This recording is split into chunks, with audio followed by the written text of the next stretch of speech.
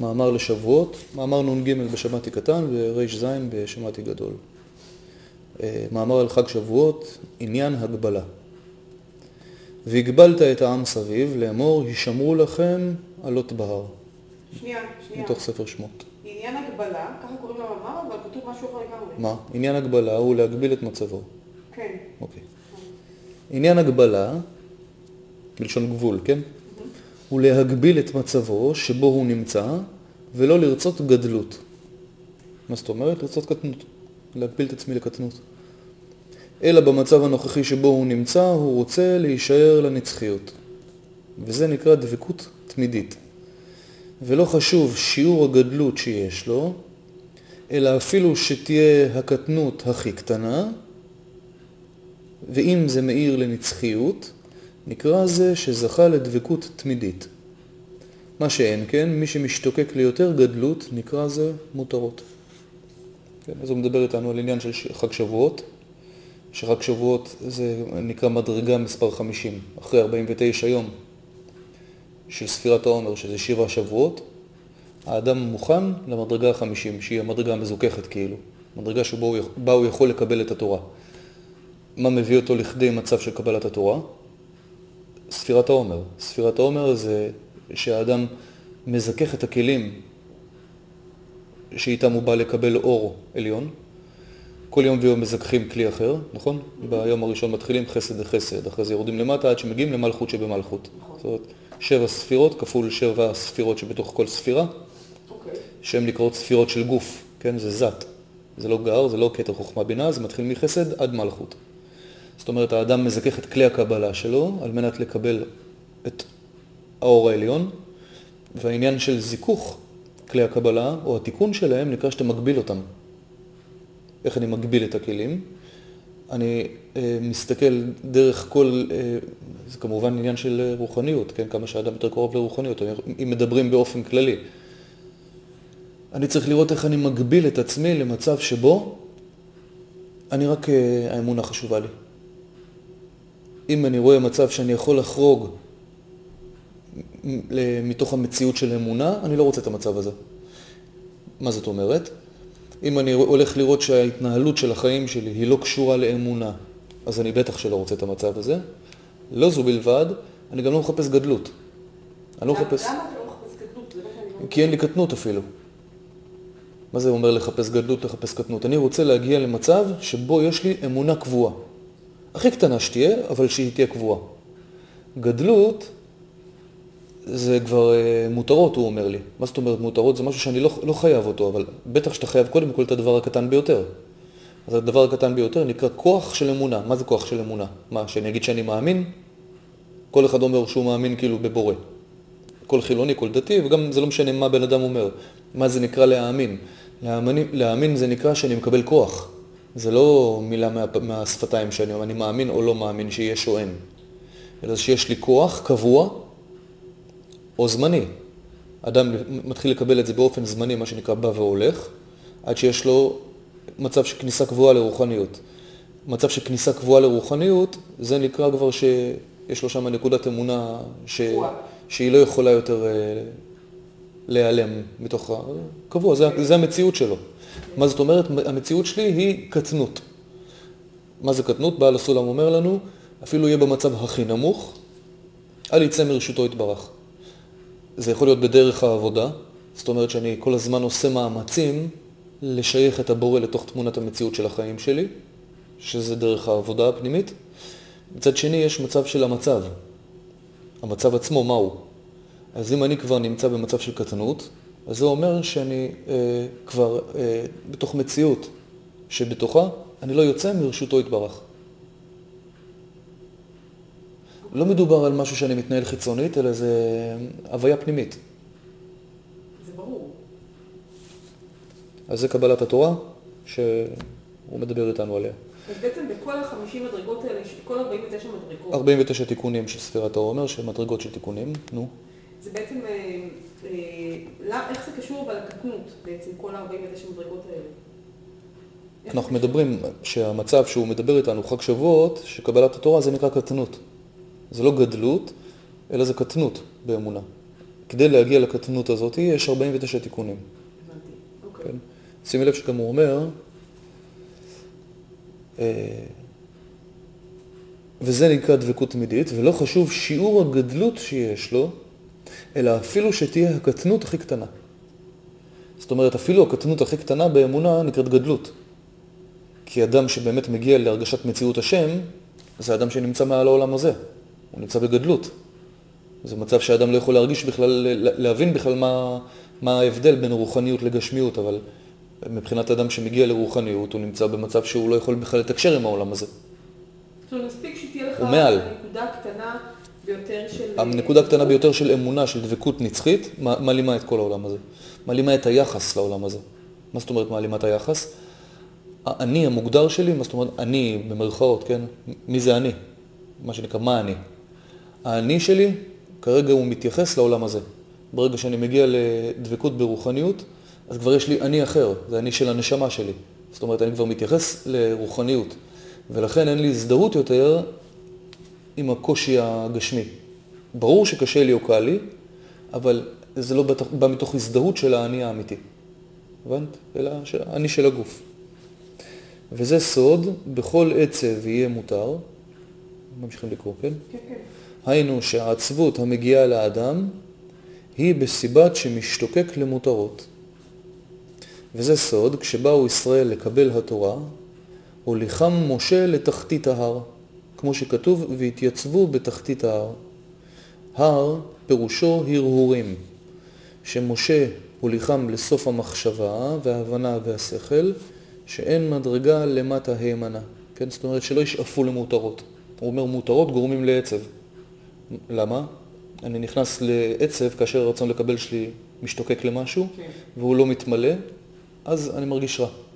אם אני רוצה לקבל משהו ואין לי אותו, לא טוב לי. אנחנו אומרים מילים פשוטות, כן? אז זה סוד בכל עצב יהיה מותר. אז הוא רוצה להביא אותם למצב, משה, שהם יתייצבו בתחתית ההר. זאת אומרת שיבינו מה זה לדרוש אמונה. אם עכשיו יגידו לך כל העולם חרב, או לאבד את נקודת האמונה שלך. שכל העולם שלי יחרב. אני לא מוכן לאבד את העולם האמיתי שלי, שזה נקודת האמונה שלי. אבל למה זה תחתית? תחתית זה המצב הכי נמוך של ההרהורים, זאת אומרת, הרהורים זה מלשון הר, זה הרהורים, שזה טוב ורע, זה שניים, כן? שאני צריך לעשות שיקולים לגבי תפיסת המציאות שלי, האם האמונה היא המציאות שלי או הגשמיות היא המציאות שלי. אז אני צריך להגיע למצב שאני מוכן לוותר על כל הגשמיות שלי, אני מוכן לוותר על כל דבר שיש לי בחיים, תמורת מינימום של אמונה, כי אם אין לי את הנקודת אמונה הזאת, אין לי חיים, אני מת. זה נקרא שכפו עליהם הר גיגית, כן? שאומר, אם לא תקבלו את התורה, פה יהיה מקום גבורתכם. למה מקום גבורתי?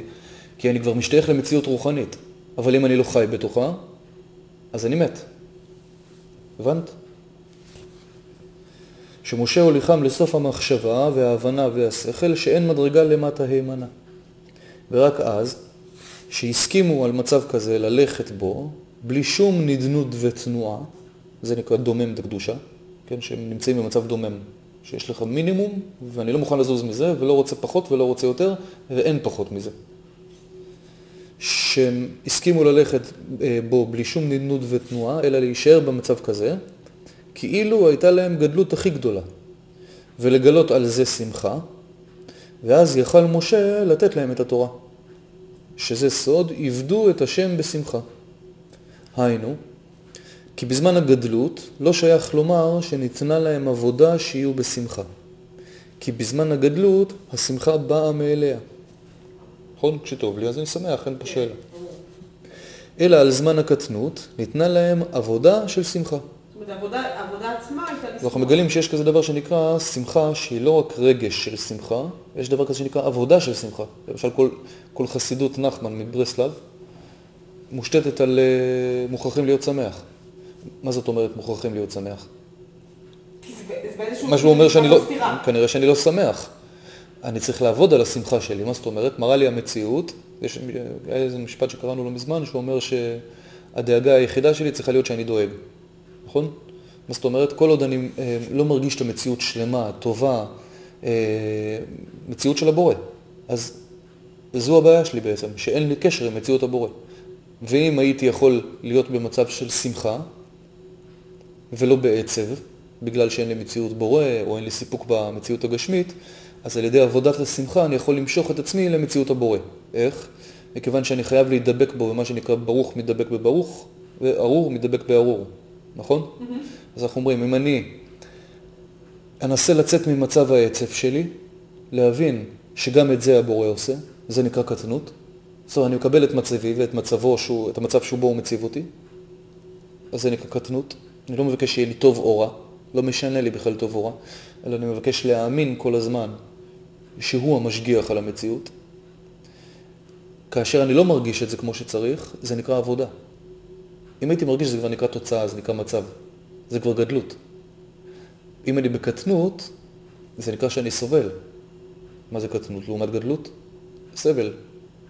שיש לי מינימום של אמונה, וזה רק השתוות הכלים מצידי.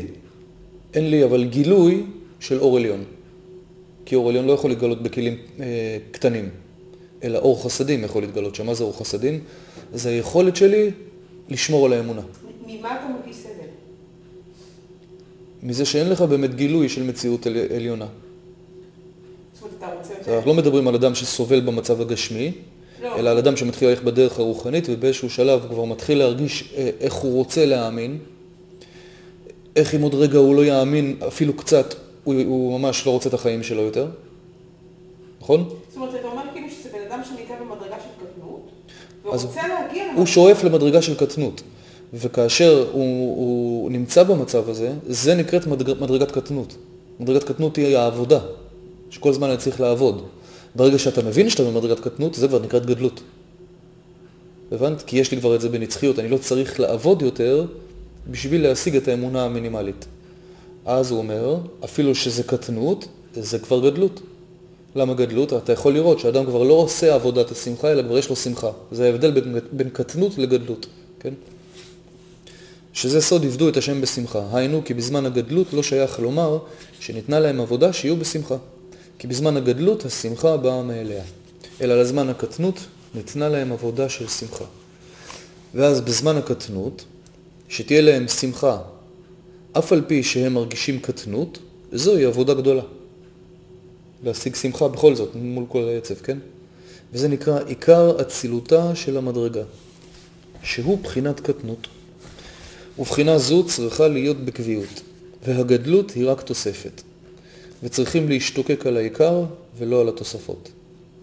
אז כל מדרגה ומדרגה יש לה מה שנקרא עיקר המדרגה. החלק העיקרי של המדרגה הוא נקרא קטנות. החלק הנוסף של המדרגה, שזה גדלות, זה כבר תוספות. אוקיי? זה אומר לי, יש לי עיקר ויש לי תוספות. עיקר זה שיהיה לי קודם כל מינימום של קשר עם הבורא. הקשר הזה נקרא כוח האמונה. אם אני לא משיג את זה, אין לי עדיין מה לדרוש גדלות. אלא אני כל הזמן עושה עבודה להבין עד כמה אני צריך מינימום ולא מקסימום. אז גם מגיעים למצב שנקרא איזה הוא העשיר השמח בחלקו. מה זאת אומרת? עשיר ששמח בחלקו. בטח שיהיה שמח בחלקו, כי הוא עשיר. אז למה אומרים את זה עליו? כי נראה כאילו שהוא עני. כאילו הוא אומר סתם, איזה הוא העשיר ששמח בחלקו, אבל אם חלקו קטן, אם יש לי חלק קטן באמונה, אבל אם זה בחלק נצחי באמונה, אני עשיר. כי זה המציאות שלי האמיתית שיש לי אותה באיזושהי צורה בפנימיות שלי כבר, ולא מהשפה ולחוץ.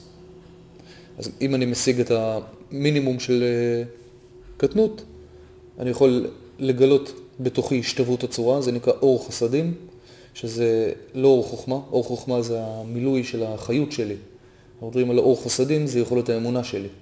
זה תיקון הכלים שאנחנו מדברים מספירת העומר, עד שמסתיימת ספירת העומר ומגיע חג שבועות אחרי 7 שבועות. אוקיי, ואז בעצם העבודה היא בעצם בכל התקופה של ה-49 ימים, שבהם בספירת העומר, כדי להגיע למצב שבו אני מאמינה ויש בי שמחה. כן, אני צריך כל יום ויום לתקן, לעשות עבודה של שמחה זה נקרא.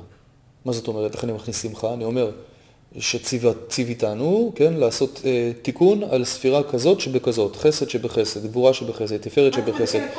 אני בעצם מבין שהבורא מתקן לי, שאין לי מה לדאוג. שאני לא יכול לתקן את זה, אלא אני פונה אליו, אומר, תתקן לי. ואפילו אני לא יודע איך תתקן. אבל אני שמח מהעובדה שהכל באחריותך, כי אם זה יהיה באחריותי, אין לי מושג מה קורה במציאות הזאת. יש לי משגיח. ופעולה היחידה שאני יכול לעשות זה לפנות למשגיח הזה. זה נקרא קטנות. תתקן בשבילי, ציווית אותי לעשות את הפעולה הזאת, ואתה תמחה לי, ואתה תתאר אותי, ואתה תהפוך אותי למצב שבו הכלים שלי יכולים קצת להיות בקשר איתך, להבין מה אני בכלל סופר, מה אני אומר, מה זה אומר להיות בקשר איתך. זה לא חשוב לי, אלא זה חשוב לי רק כדי לקבל קטנות. אני לא מחפש גדלות, אני לא מחפש עכשיו להיות בקשר איתך עד הסוף. ברור שאני רוצה, אבל זה לא העיקר. אלא תן לי קודם כל את המינימום. כן. שאני אהיה קצת שמח ביכולת אפילו לעבוד אותך. גם אם אני לא מרגיש, כי עצם זה שניתנה לי מציאות שבה אני יכול להיות בקשר עם עבודה פנימית, זה כבר מציאות של אדם ולא מציאות של בהמה, שכולם כבהמות נבנו בדרך כלל.